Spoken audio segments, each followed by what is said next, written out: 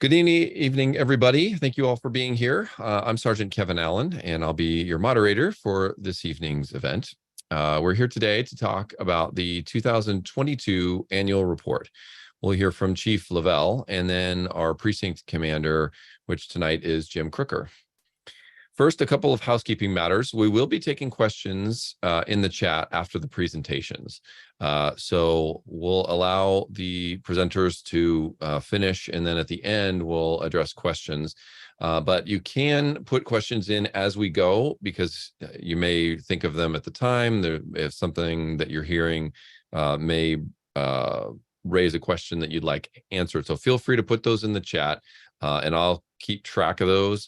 And at the end, we'll come back and address those questions. If you have a question that you would like answered by a specific person, make sure that you specify that. Otherwise, I'll do my best to put you to the right person. And also, typically, we get questions that are on the, sometimes we'll get questions on the same topic. And so when that happens, I'll try to consolidate those questions together. We are recording this presentation, and we'll put it on our YouTube channel for anyone to watch following the meeting. So if you want to go back and review it, you're welcome to do that. And if you have any specific question about the technical stuff, our host can answer that in the chat. So feel free to reach out as well. All right, on that note, I will turn it over to Chief Chuck Lovell. Chief. Thank you, Kevin. And thank you, everyone, for being here tonight, taking time out of your schedules to hear about the 2022 annual report. I'm pleased to have this opportunity to talk with you all about 2022. To get the conversation started, I'm going to share with you an overview of the major issues from last year, and where possible, provide updates on where we are today. The challenge of reporting on last year is that by the time the report comes out, things may have changed. So we'll try to give you the latest information about certain issues. Before we go any further, I want to say how proud I am of our personnel, sworn and professional staff, and how grateful I am for their resiliency. We've had more challenges in the last few years than in modern history, and yet they continue to be innovative and come with solutions to whatever problems are presented to them. I want to publicly share my support for them and thank them for the amazing work they continue to do for our city. Tonight, we'll be sharing both our accomplishments and challenges. We hope by doing so, we will build a greater understanding about the current state of PPB within the community. Community policing remains our goal, and a positive relationship between the police and the community is necessary for success. But there are obstacles in our way.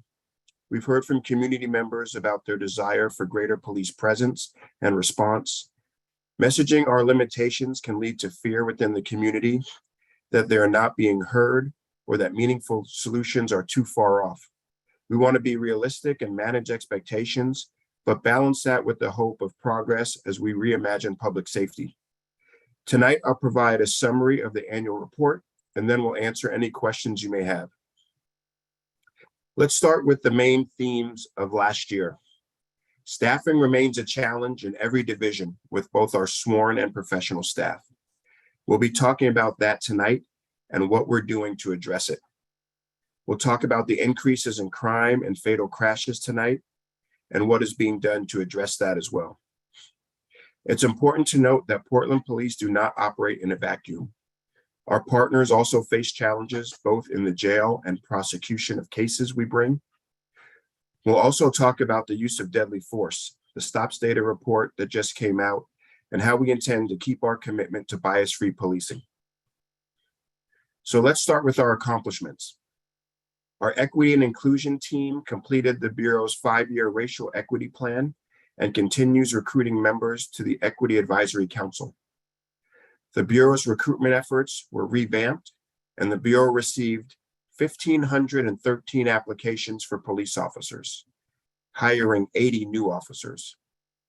I will tell you up front that 63 sworn members either resigned or retired last year, so that's only a net gain of 17. However, we are proud of the hiring efforts and certainly the number of applicants. We're still seeing people who want to be Portland police officers, and that's very encouraging.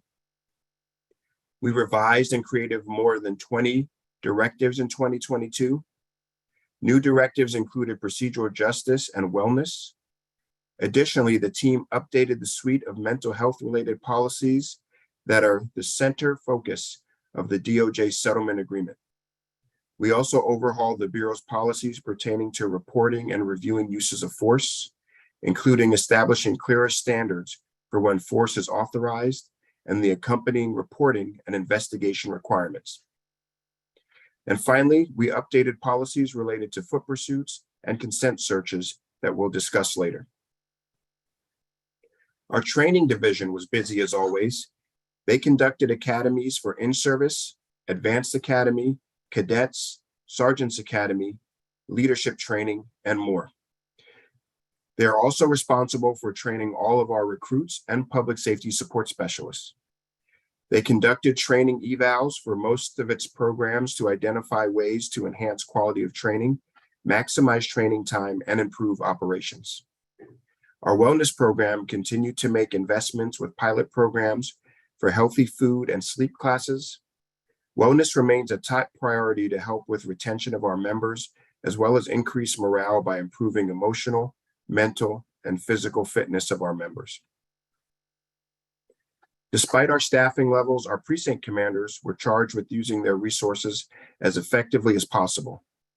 They looked for ways to conduct missions, directed patrols, bicycle patrols, and neighborhood response team missions in ways that impact the rises in crime documented in the report. As you know, stolen vehicles have increased drastically over the last year.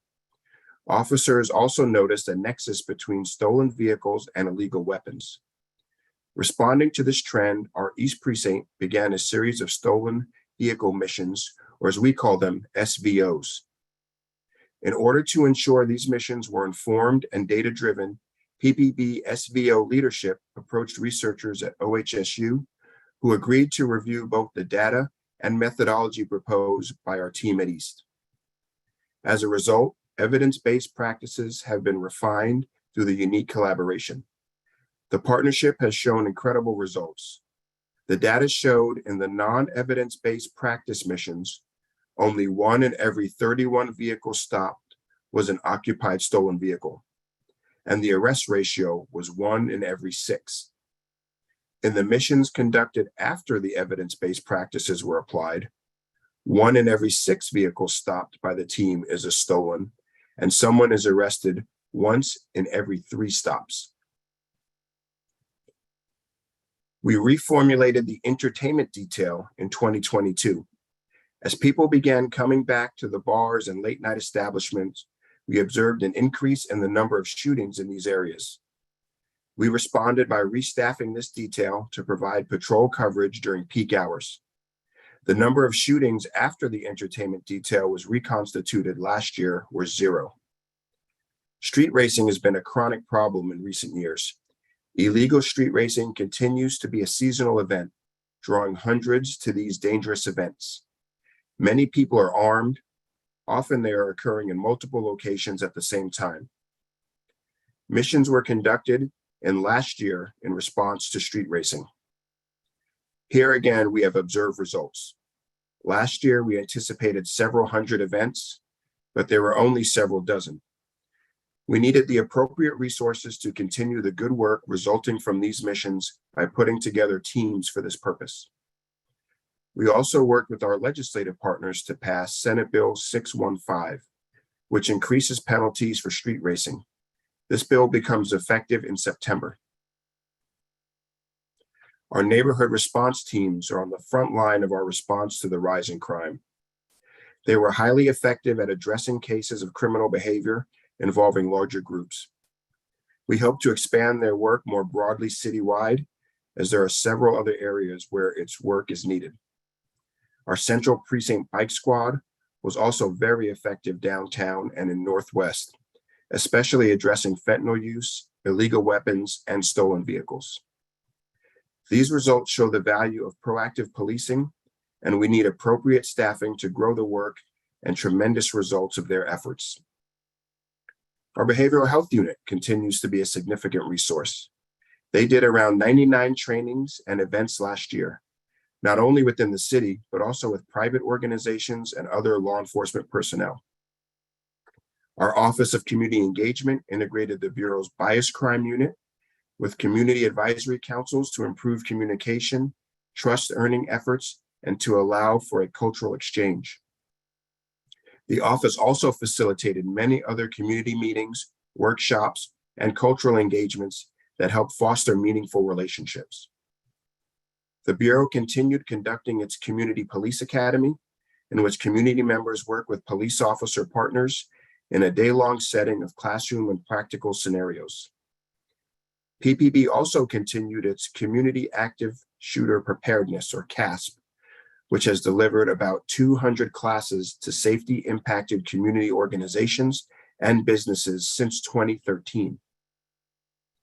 We also had accomplishments for which I'm very proud of the employees of the Bureau. We also face many challenges. As I mentioned, staffing is a big part of the conversation.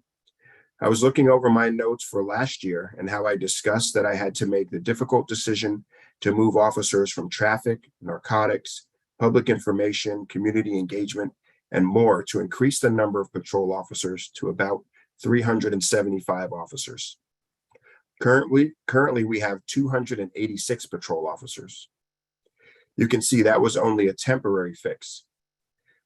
While we have not been seeing the attrition that we saw over the last few years, we do know that as many as 100 sworn members are eligible to retire in 2023. Because of this, the Bureau will need to be ready to maintain a high rate of hiring to ensure it is adequately filling the positions of those who retire. We also have many officers in the training phase at any given time, and anyone hired today cannot go to the state academy for several months due to a backlog. We have a young workforce. An observation I recently heard hit me as being really profound. The majority of those who will serve as officers in the coming few years don't even work here yet. The need to recruit and retain qualified candidates is critical for us to address. We often talk about patrol, but we also face staffing issues throughout the Bureau, including our investigations branch. Insufficient staffing impacts our proactive policing.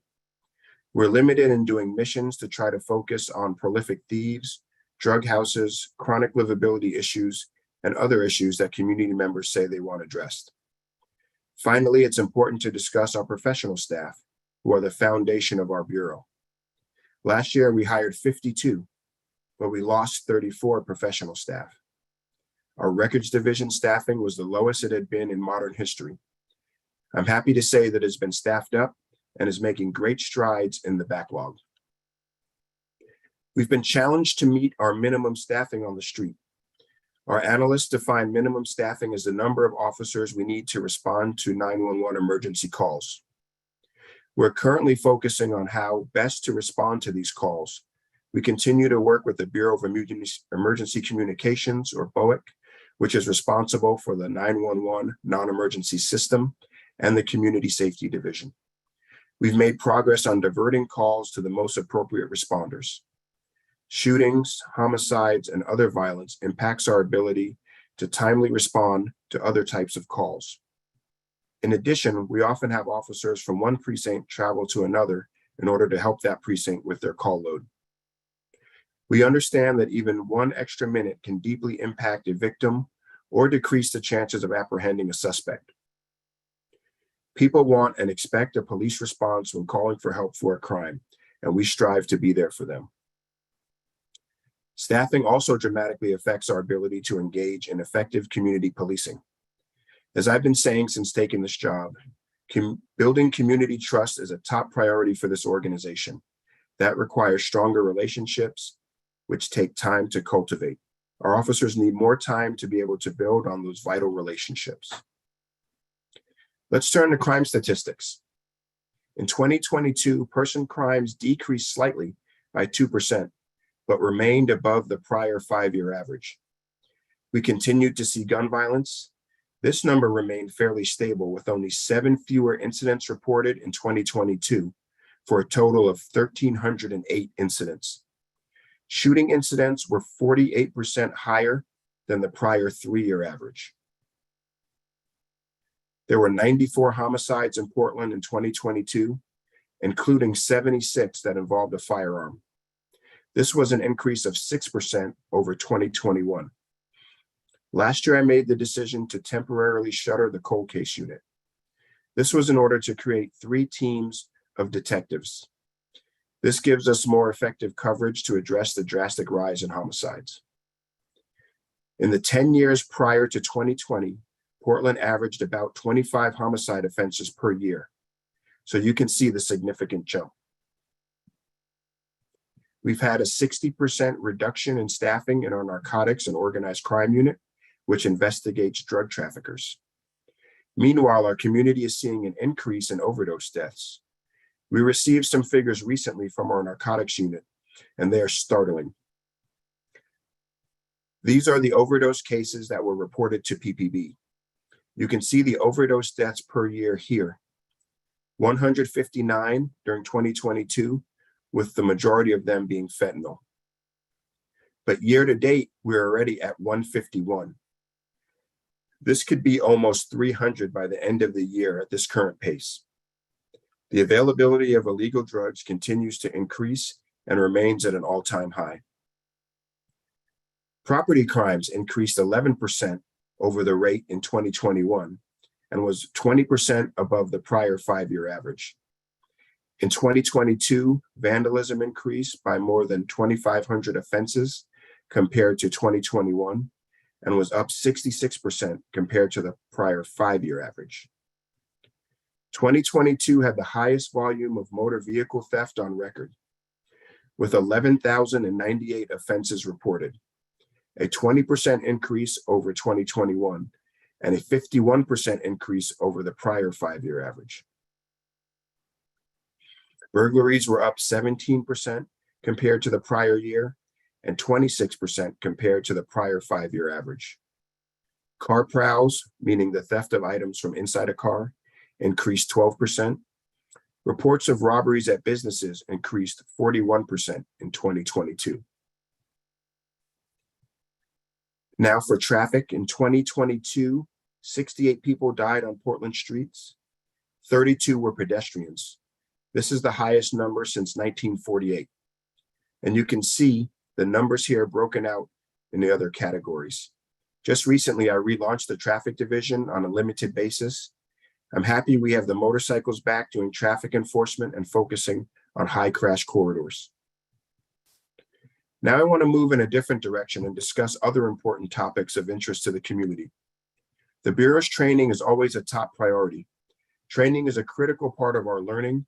PPB's training division delivers a wide variety of trainings. Our analysis and research team began to conduct an assessment process for crowd management training in the fall of 2021. This work was further expanded in 2022 to help address concerns related to the use of less lethal equipment. The training division conducted a 2-day in-service training for all sworn members. The first day of training focused on legal updates, patrol procedure principles, firearms, and scenario training, which incorporated critical incident response, procedural justice, and crisis intervention skills.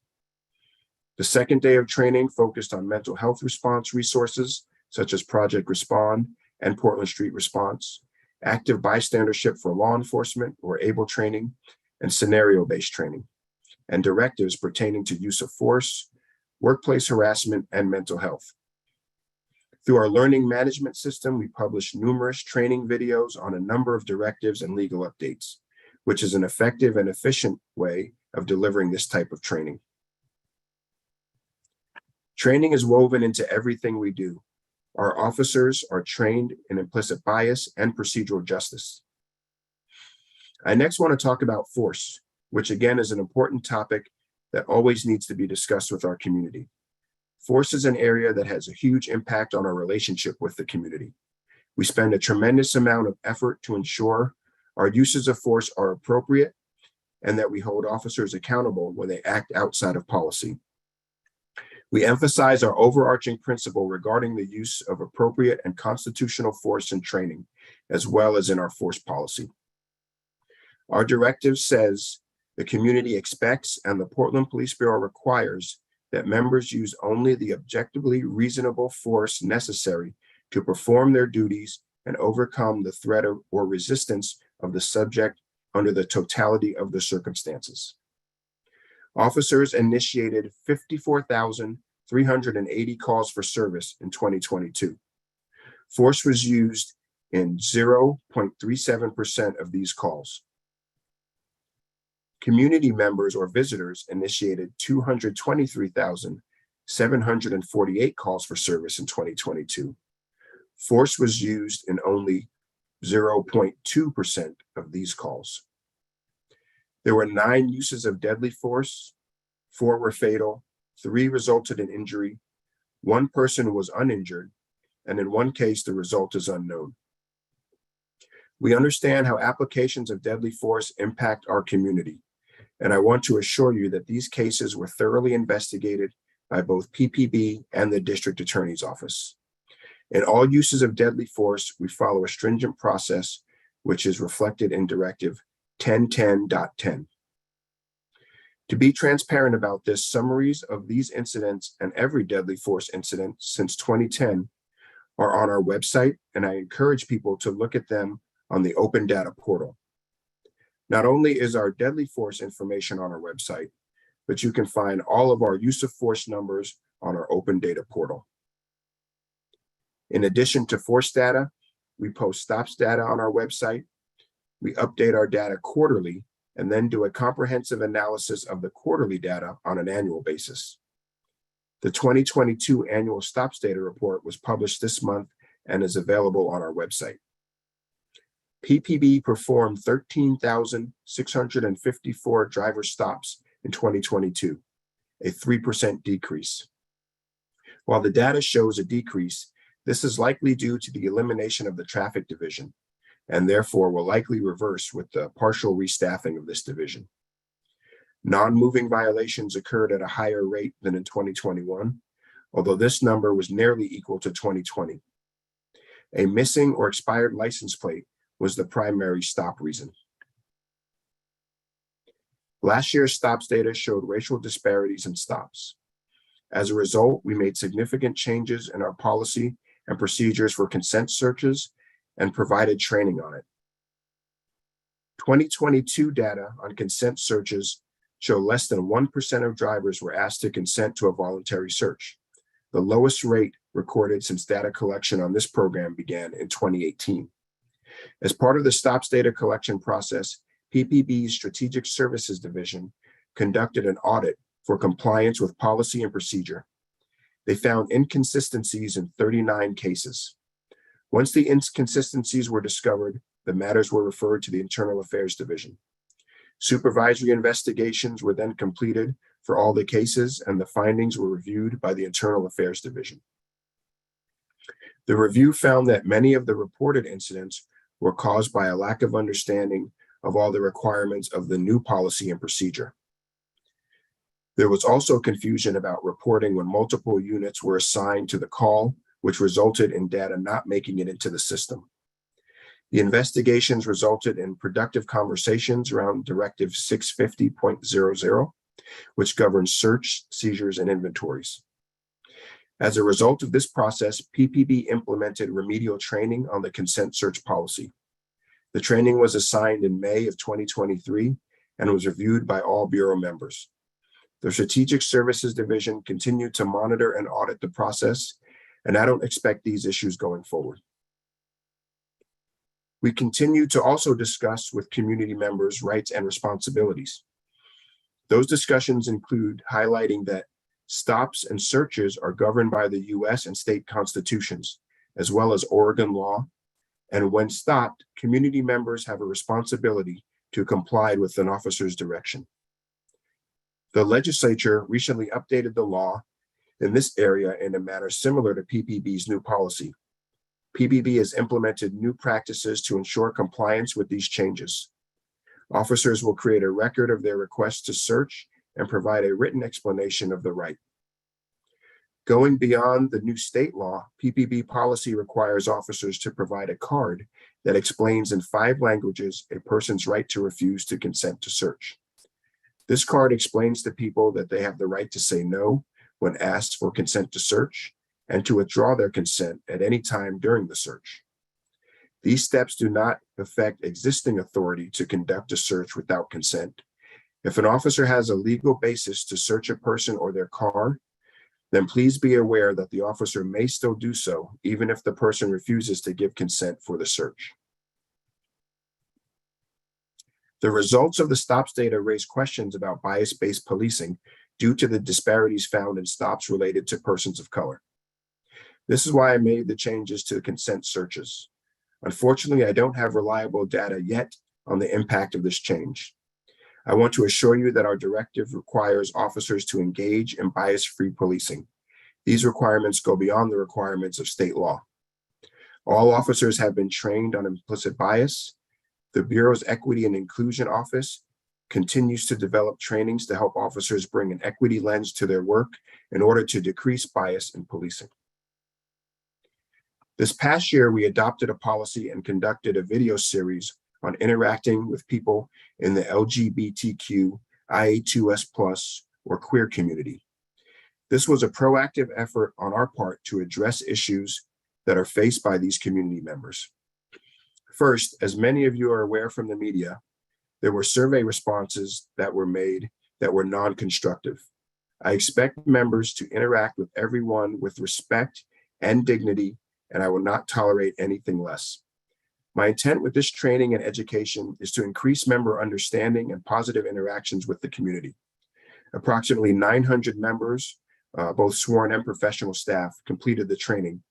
Of those 900, there were 261 responses to 3 anonymous surveys, most of which were positive or neutral. I'm proud to say that PPB is one of the first law enforcement agencies who have a directive and training on interacting with the LGBTQ, IA2S+, or queer community. I'm proud of our directive and our training. To show the members of the Bureau how important this training was to us, all 5 of the chiefs filmed opening remarks for it. And in conclusion, I hope this information is helpful and that it gives you a better understanding of the Police Bureau, of the various things that occurred in 2020, some of the work that's being done, and what remains to be done to address crime, concerns, trust, and livability in the community. I encourage you to get involved either in a community or neighborhood group. Stay informed by following our news, budget updates, open data, and more. We always welcome any kind words and support for our officers out there each and every day. We still need your help to encourage and support those interested in becoming members of the Bureau in either sworn or professional staff positions. Individuals of all backgrounds and experiences help provide value to our agency and our community. So please help us recruit. Thank you, and now I'd like to introduce East Precinct Commander Jim Crooker.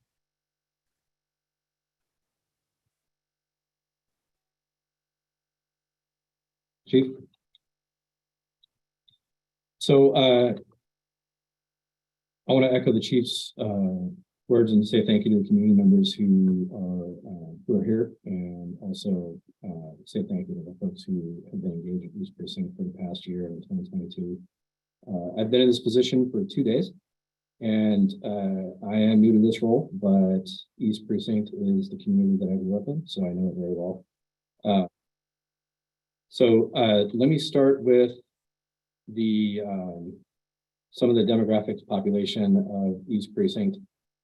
East Precinct serves a population of about 242,000 people across 36 square miles and 736 street miles. This is the largest and the most diverse population of any precinct in the city of Portland. It's rapidly growing, and it mainly consists of residential communities with local schools, and Precinct collaborates with over a dozen, I think, associations, and that results in for the community and the police. So in 2022, East Precinct's neighborhood response team. Jim, are you able to hear me? Yeah, are you? So I'm so sorry to interrupt. There's a couple of sentences got cut off there. I'm not sure if it's your microphone, but We can hear you. It's just a little quieter. So if you don't mind, just maybe getting a little closer or speaking up just a little bit.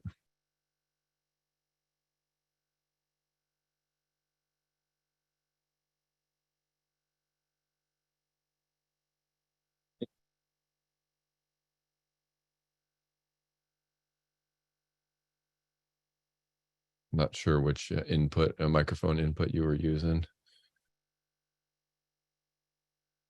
We could hear you. It just was a little quiet and it cut out a few times. We're not hearing you right now.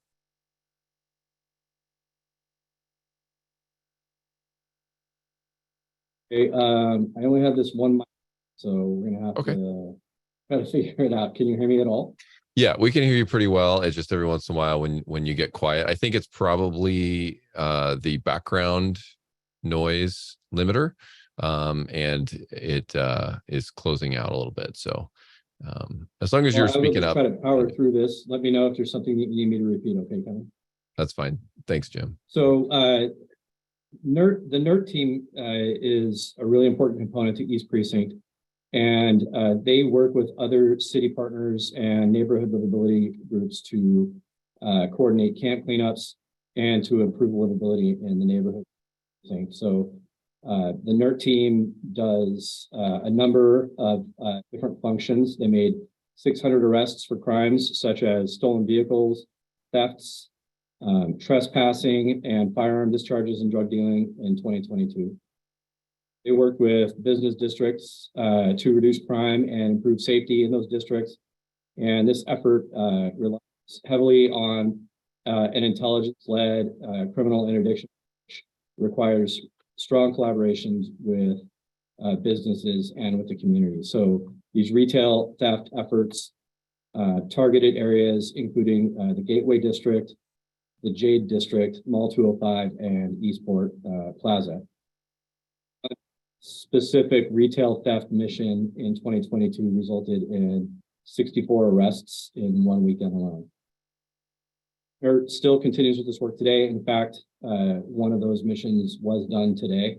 They and community members to improve relationships and reduce crime. They also work with city officials and partner bureaus, different areas of the city, to mitigate violence through approaches like environmental design changes, graffiti cleanup, and other we collaborate on together.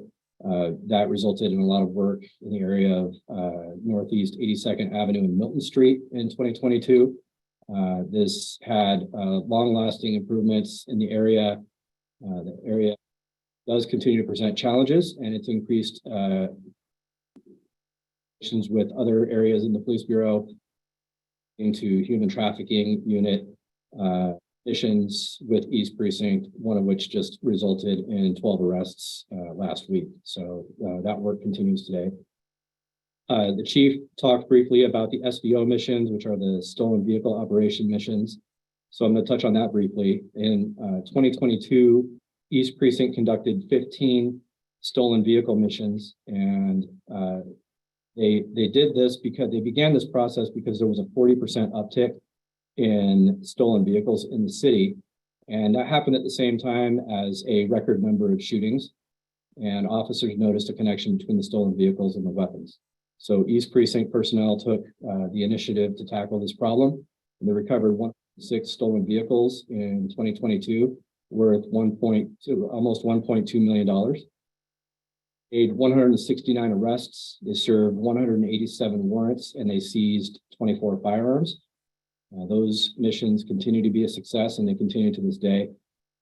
East Precinct's approach has also led to a new data-driven policing model created to educate officers and improve the efficiency of officers' time on those missions.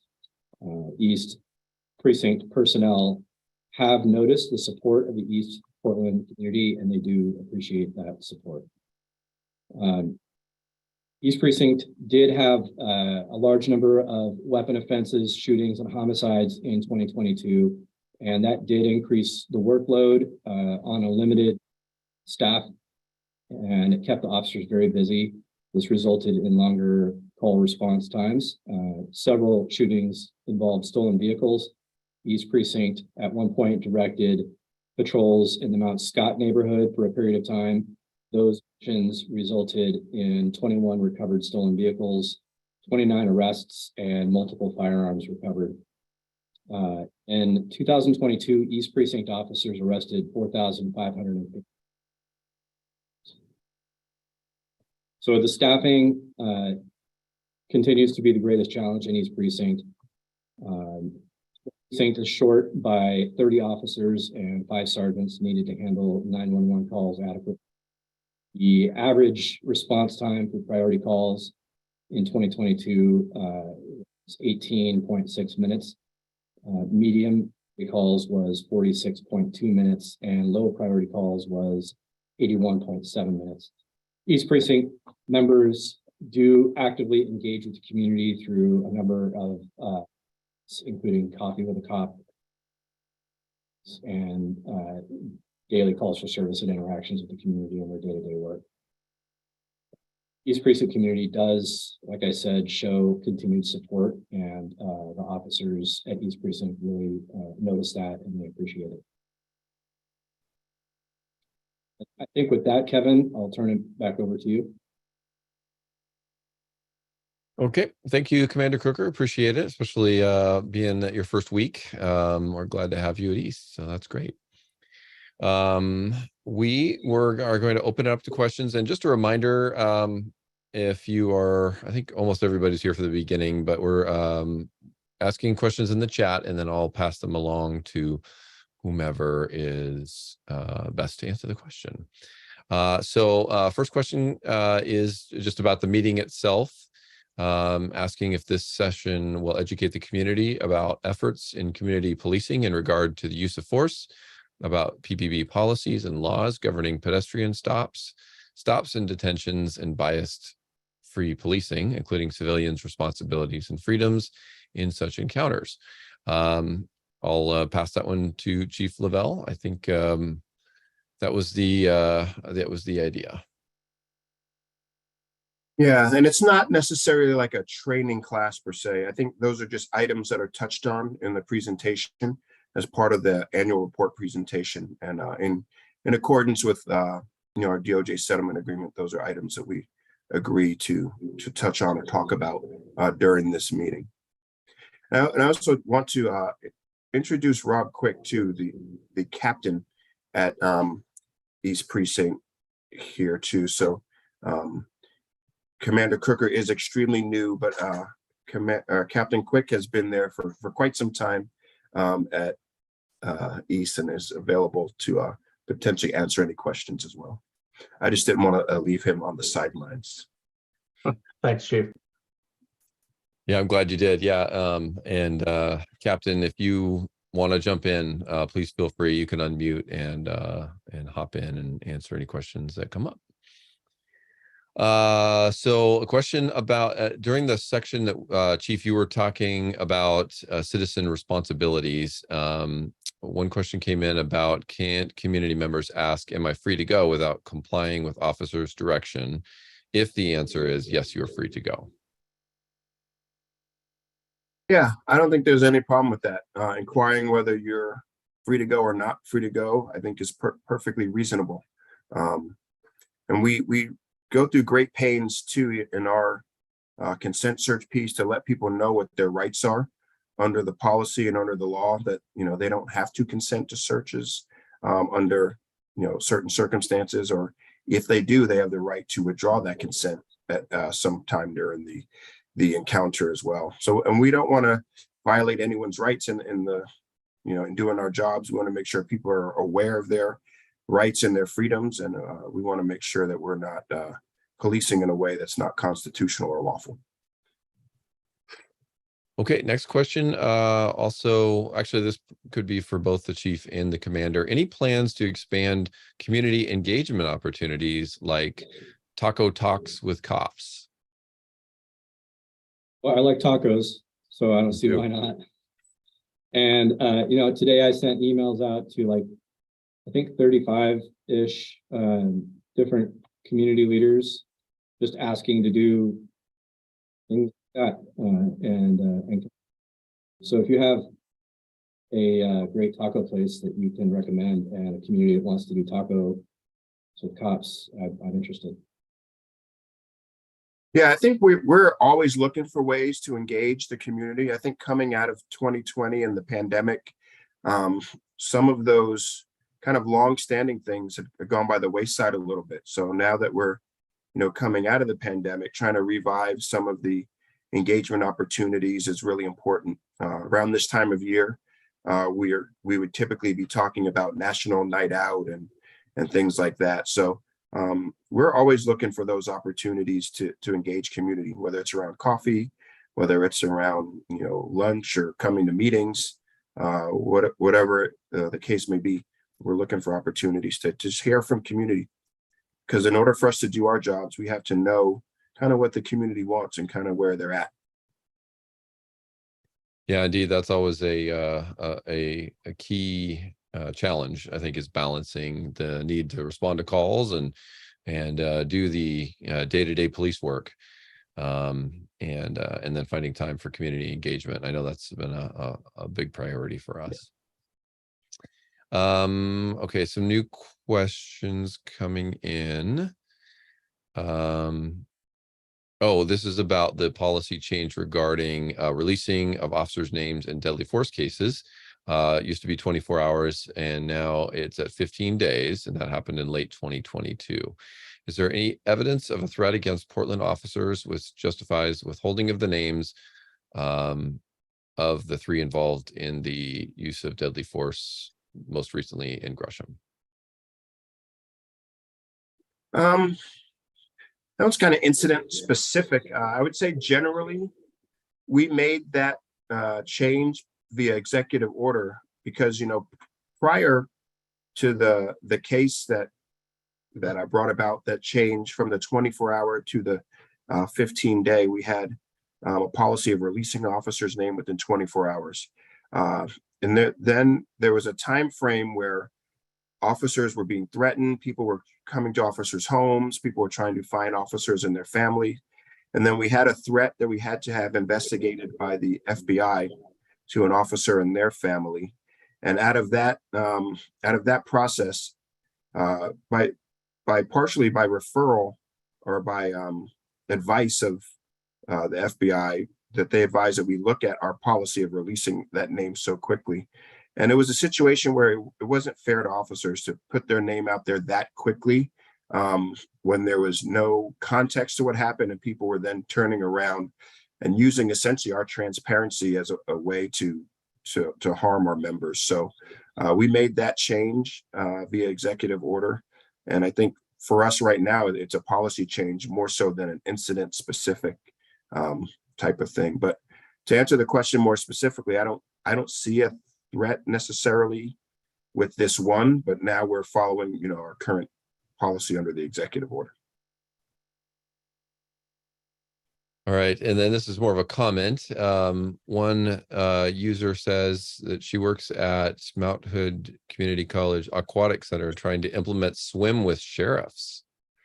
That is a great idea. Would that involve the uniform or not the uniform? You're going to have to tell us more about this idea. I like it. That's great. One question that came in the chat on YouTube, a user is asking, what is Portland Police doing about road takeovers? I'll direct that one to Chief Lovell. Yeah, and I can pass this one to Commander Crooker too once I'm done. Those are very dangerous situations. We tried to do some messaging around it, video wise, but it's something that's been plaguing our city, particularly in the summers, as of late. We try to put together missions. We try to respond to it with on-duty patrol assets on the nights where we don't have missions put together. But it's made very difficult by the sheer numbers. Oftentimes, we have a very small group of officers to address this large group of people. Sometimes they're taking place in multiple areas at the same time as well. And then if it's in the case of maybe a bridge takeover or some other areas, it becomes very difficult to get police cars up to, like, for say, an intersection where this is taking place. We want to be safe when we do this work. We've seen a lot of instances where folks involved in this have firearms, have guns, have fired shots. So we want to make sure we don't just send a couple police officers into a crowd of hundreds of people and precipitate a much worse situation. So we're working with our partners. We've gotten some help from OSP and others as we do missions, but it's a tough thing to address. I think a lot of people see it and they think, why can't the police just go in there and put an end to that? And sometimes it's not as easy as people may think. But we work on it when we have events that we know are planned. We try to put together a cadre of people to go address it. Commander? Yeah, I don't have much to add to that. That if it is a planned event and we have knowledge before it is, we do our best to staff the precincts that are going to be impacted by it. We also have collaborations with our surrounding agencies. We collaborate with, Gresham Police and Multnomah County for some of our stolen vehicle operation missions. I know that North Precinct collaborates with Oregon State Police to address the street takeovers when they have the ability to plan ahead for those. And I think that I don't know. Very quickly after I was promoted to commander, I had a conversation with the commander. Just before I got commander, I had a brief conversation with the commander of North Precinct, so we could discuss maybe pooling resources for missions when those opportunities present themselves. So there's also a change in the law that has taken effect, and I think that and to maximize our ability to take advantage of that.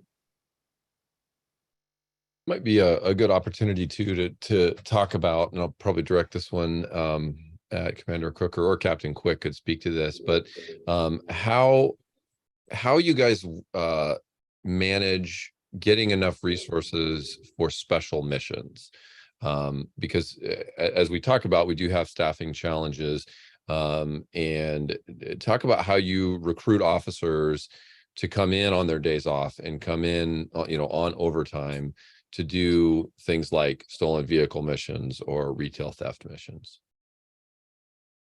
So it's a blended set of efforts. We use, obviously, overtime is always a tool that we want to use as a last resort. So we're always looking for opportunities where there is an overlap in staffing. So for instance, we have a lot of citywide units and some specialty units that have heavy work days, and then they have lighter work days. For instance, the entertainment detail, which I just moved from Central Precinct to East Precinct, and I was the captain there when we built the entertainment detail.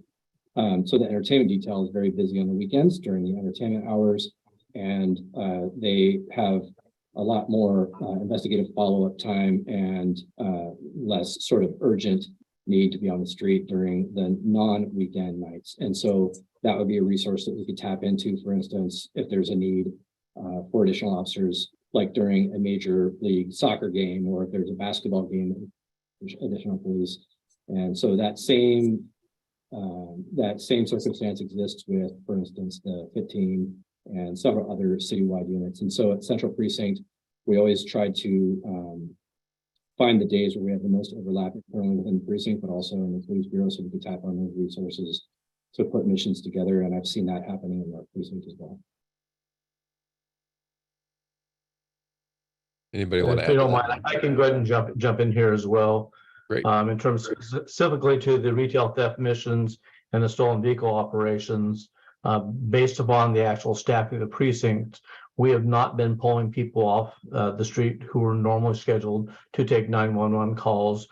The missions that were run in 2022 were funded strictly on overtime based upon money that was identified by the chief's office for specific property crime related things.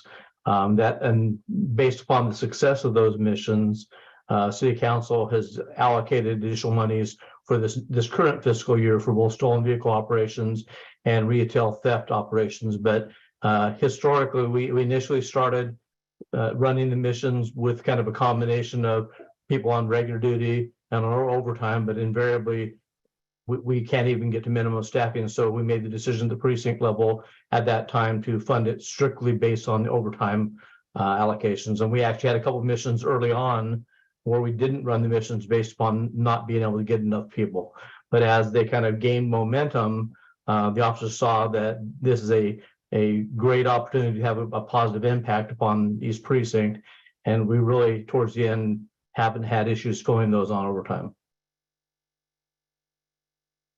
Yeah, it always amazes me when you're putting together these missions, how many officers are willing to come in. I mean, obviously they're getting paid overtime, but they're also taking time away from their families. Sometimes they're sacrificing their sleep, and they're wanting to come in and do that extra work. And I always think that's just amazing that they're doing that. So thank you to the command who are putting those together. I think those are really important. We do have a few more minutes. We're budgeted until 7:30. So if you have any more questions, there's still time to put them in the chat, and you can direct your question at anyone who's on the call here today. Another question comes in about what's in the report regarding internal affairs activity. The report outlines internal affairs work over the course of 2022, but doesn't include outcomes of the cases that were investigated. Chief, do you want to speak to why that data is not in the annual report? Yeah, I don't know if there's a specific reason why that is not in there.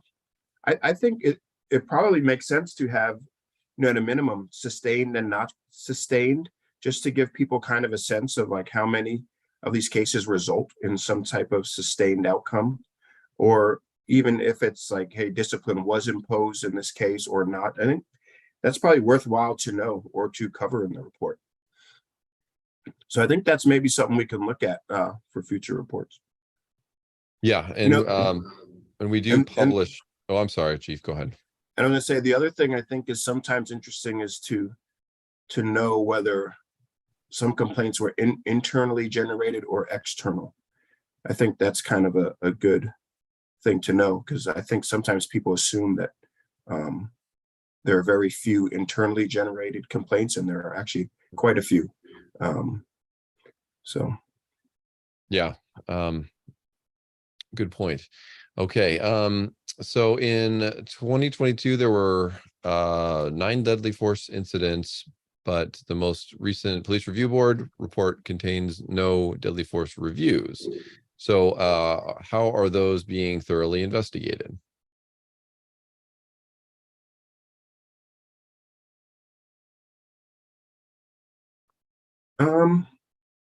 Yeah, I don't know for the PRB report, but we do investigate all of those. I mean, some of them do get investigated by others depending on the incident.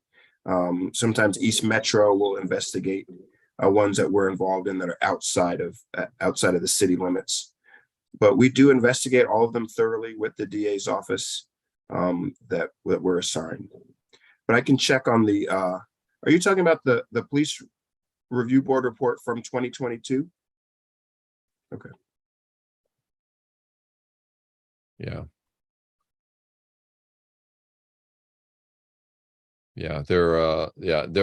And some of this might be a little inside baseball, but there are concurrent investigations that happen after a use of deadly force. One on the side of the district attorney's office, and detectives are involved in that. And then there's the internal affairs side, and those run separately. We have a graphic on our website that details that whole process and is a really good visual way of seeing how that works. It does take a while, depending on the case. It can take quite a while, but we always put all of our officer involved shooting case files. Once that case is complete, we put those on our website. We have a whole open data page that's dedicated to that process and each of those cases, and we have case summaries, and then we have the entire case file put on their website. So if anybody is curious about it, then you can absolutely go on our website and take a look at those. So we are at 7. Oh, I'm sorry. If there's anybody, Chief, did you have another comment on that? No, Oh, it looks like someone put something in the chat regarding it though. oh, I see it. Yeah, PRB reports are lagging indicator. Oh, okay. Yeah, Lieutenant Morgan addressed that in the chat. So, all right. So, maybe some of the frequently asked questions we get, I just want to give people a chance if they have any burning questions or something that they're still trying to type into the chat before we wrap up today. Chief, do you want to give an update on body worn camera program? We often get that question and people are curious about when they're going to start seeing officers outfitted with that technology. Sure. So we're getting ready to roll out our body worn camera pilot the end of next month. It'll start with the focus intervention team and central precinct. There's some training that has to take place. We have to be in receipt of all of the equipment. Some of that has started coming in, I believe, already. And we have to make sure, just from an IT connectivity and technology bandwidth perspective, that our precincts and facilities are able to handle some of that increased load. So we're in the process of doing that now. And I think the pilot program will probably take a couple months, I'm guessing. Some of it's going to depend on what we learn, and I'm sure there'll be some bumps in the road that we don't foresee. But we're excited to get it going probably in just about a month from where we sit today. All right. And then another piece of technology that we're doing a pilot program on is small unmanned aerial systems, the SUAS system. Chief, maybe summarize for those who don't know, what is that about, and what's the long-term plan for those devices? Sure. And a lot of people refer to those as drones too. You'll hear that terminology a lot. Right now, we're using those for traffic crash reconstruction and for our emergency team callouts. So the bomb squad, crisis negotiation team, and the CERT team are using those for their callouts. And right now, it's really to, one, improve safety, two, add efficiency. And I think, as that program grows, we'll kind of see if maybe there are other applications we may want to try to expand to. There's a lot of other agencies that actually use those for calls, for service, and have a much broader use for those on the street. But for right now, we're just really looking to use them for the two applications that I mentioned before. But in the case of accident reconstruction, we're able to do that work much more safely and a lot quicker than if we have to go out and set up our manual kind of scans and systems that we do the roadway reconstruction piece with. And you look at the number of fatal crashes we have. Our major crash team is out a lot. They're out a lot at night in the dark on dangerous roadways and bad weather sometimes. And the risk to their safety while they're out trying to do that work is pretty great. So I think this provides them the ability to do it quicker and much more safely than they have in the past. All right. Thanks, Chief. Dan, I see a couple more questions from you. I'm not sure. The independent monitor report on the 2020 protest response is scheduled for City Council August 23rd.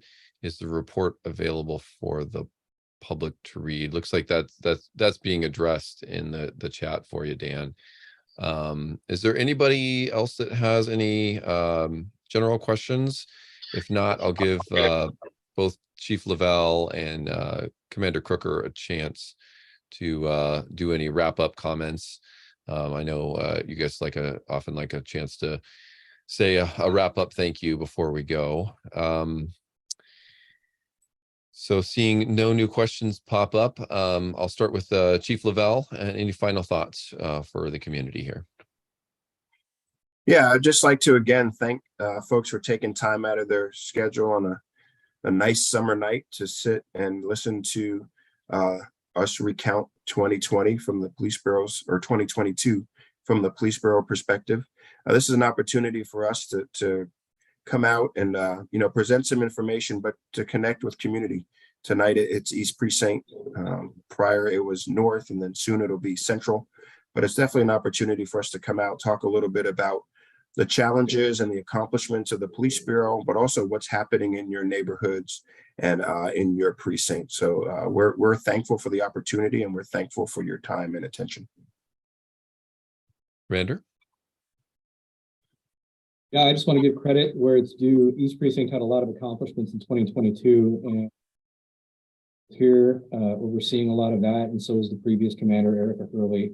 And the staff here are excellent, and I just hope to be able to keep up the right trend in the future, not just because I'm here at this precinct, but because I actually I grew up here. My family lives in these precincts, so it's a pretty big privilege to be able to lead the precinct team in the community that I grew up. For the folks who are on this call. All right. Outstanding. And with that, we will wrap it up. Thank you again, everybody, for joining us. And we'll talk to you all later.